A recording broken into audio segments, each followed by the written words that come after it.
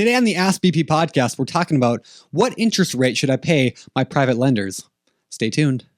You're listening to another BiggerPockets Ask BP podcast, where you'll hear short, direct answers to your biggest real estate questions. Submit your question today on Facebook, Twitter, or the BiggerPockets forums by using hashtag AskBP. And don't forget to pick up your copy of the Ultimate Beginner's Guide to Real Estate Investing and other great content when you sign up for your free account at BiggerPockets.com. With that, let's get to the show. Hey everyone, thank you so much for joining me for another episode of the Ask BP podcast. And today we are going to talk about private lenders, and specifically, how much should you pay them? Well, first, what is a private lender? And then I'll get to the question. A private lender is somebody, family, friend, associate, somebody you met who lends you money for a real estate deal. So that's what we're talking about. Hopefully we're all on the same page now. Now the question comes from Kendra from Baltimore. And Kendra said, what interest rate should I pay to private lenders?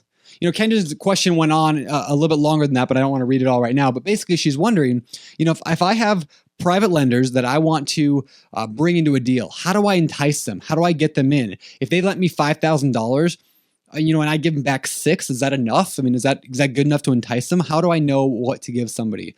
And so, first of all, a lot of that comes down to negotiation. There is no set rule. There's no law that says you have to pay somebody this much interest to loan you money on a deal. All of it comes down to negotiation. You want to get the lowest interest rate possible. They want to get the highest interest rate possible. So you just got to come somewhere in the middle, and you got to negotiate till you find a thing that works for both of you.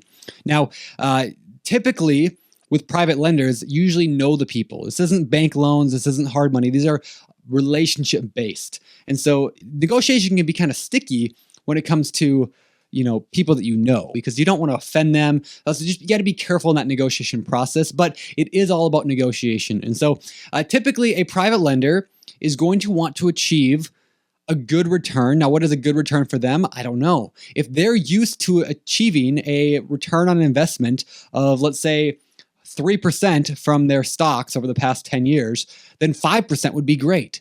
If they're used to receiving 20% from their stocks, then 20%, or 5% would be terrible, right? So it's kind of a relational thing. There's no exact number of what's good and what's bad. I do know that a lot of people have their money in bank CDs that pay under 1%. So if you offered them 5%, that would be pretty fantastic for them. But what if they're currently getting 6% average in the stock market? Is 5% going to be good for them? I don't know. Maybe, maybe not. If they think the stock market is going to be crashing soon, then they may be happy to take 5%, but maybe they'll want 10 if they don't think that. So again, every person's going to have a different point. Now, I mentioned interest rate, and that's typically, interest rate, typically what they're looking at is their return on investment. You offer them an interest rate, they get a return on investment. That's kind of how it works. So for example, let me try to explain the math in an easy to follow example.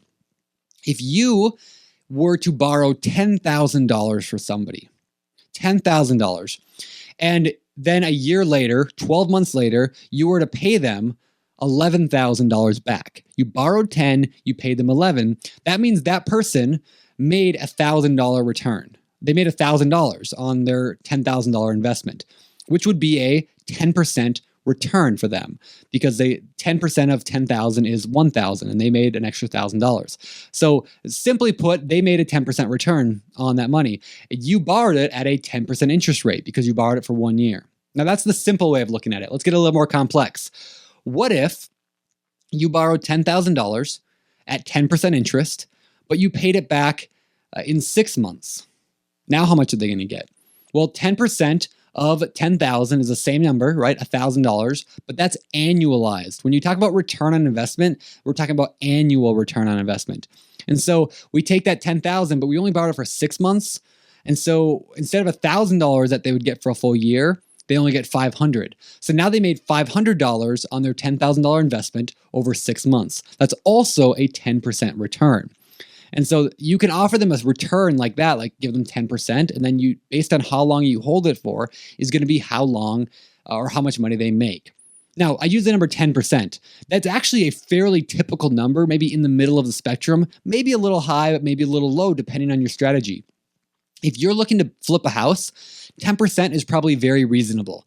I pay private lenders, my current private lender, I'm paying 11% for a 2-year private note. It's somebody that I met on BiggerPockets, built a relationship with, and I'm paying 11% for a 2-year note. And that works for me because I'm doing a flip. Well, it's a buy, fix, buy, rehab, rent, refinance, repeat strategy, the BRRRR strategy. I'm doing that strategy. So 10% or 11% is okay. I don't get any cash flow during this time. I'm renting the property out, but when I go to refinance it with a bank soon, I'll be able to pay off that lender completely and have a much lower payment. So it works for me. When I'm flipping houses, I don't care if I pay 12, 13, 15% because I'm only going to use the money for a few months. And so it doesn't make that big of a difference. It's more about convenience than anything. Now, on a long-term rental, I'm talking with one investor right now that we're looking at doing a possible 15-year mortgage with his money. He's got a bunch of income he doesn't want to use. He wants to finance some of my rental properties, but I couldn't pay 10 or 12, 15% on long-term money like that. I would never cash flow. It wouldn't make sense for me. And so instead, for me and him, we're going to negotiate somewhere a lot lower, probably around the 6 to 7% mark, because that's still better than what he thinks the stock market could do for him. But it still works for me. I mean, obviously, I would love to have 5% bank money or 4% bank money, but if I can't get that, I'm okay paying 6 or 7% to this person for a long-term investment. So again, do you notice how a lot of it depends on your goals, on their goals, and negotiation, discussion, and trying to figure that out. But typically, the answer is to how much to give them. You want to give them at or a little bit more than they're going to get elsewhere. So that was kind of the long roundabout way of letting you know how to give your private money or your private lenders their return. So hopefully that helps out a little bit. Before we get out of here, let's go to today's success quote of the day, which comes from Earl Nightingale, who said, "We become what we think about most of the time, and that is the strangest secret." It's kind of cool, right? Like what you focus on, you kind of become. So the fact that you're here listening to the podcast tells me that you are somebody that's interested in real estate. Hopefully this will help you think about it the rest of the day. Think about this topic, about using private lenders, dwell on this stuff, and you will become more and more like that. I love that concept. I love that strangest secret. So with that, let's get out of here. Remember, in pursuit of your goals and dreams, don't just learn, but take action. For the Ask BP podcast, my name is Brandon, signing off. You've just heard another episode of the BiggerPockets Ask BP podcast. Submit your question today on Facebook, Twitter, or the BiggerPockets forum by using hashtag AskBP. And for more incredible real estate investing tools and education, including a free download of our book, The Ultimate Beginner's Guide to Real Estate Investing, head over to BiggerPockets.com and sign up for your free account today. We'll see you on the next show.